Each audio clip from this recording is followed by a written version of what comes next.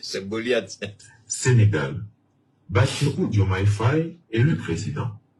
Alassane Ouattara va-t-il aller à l'investiture de Diomaye Faye après avoir financé la candidature d'Amadouba à hauteur de 7 millions d'euros?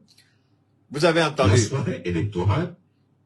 Alassane Ouattara a financé la campagne de Mamadouba, je crois, le candidat de la coalition présidentielle à hauteur de 7 millions d'euros, à peu près 4 millions, ça ferait les 4 milliards et quelques. On va écouter Christiapi. Au pays de la Teranga, a naturellement tenu les Sénégalais en haleine.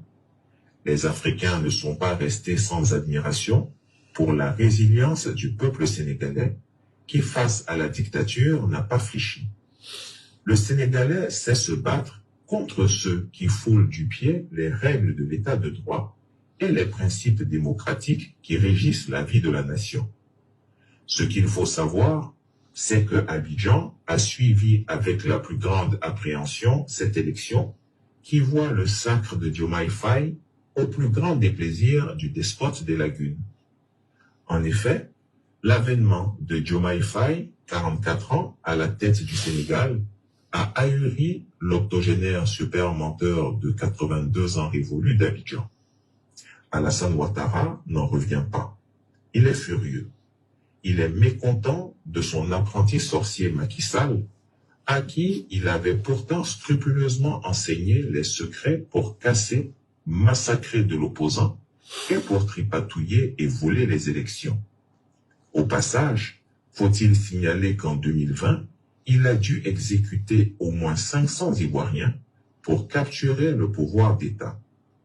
Hélas, rien de tout ceci n'a marché au Sénégal. Ces plans ont tout simplement foiré. Et pourtant, le dictateur ivoirien était tellement convaincu de la pérennisation du système de Macky Sall qu'il n'a point hésité à mettre les mains à la poche pour financer le candidat Amadouba, bébé de la France-Afrique. Pour qui connaît la pingrerie du despote ivoirien, c'est avec surprise que l'on note que c'est bien 7 millions d'euros, soit environ 4 milliards 585 millions de francs CFA, qui ont été acheminés d'Abidjan pour soutenir le candidat de la défunte majorité présidentielle sénégalaise.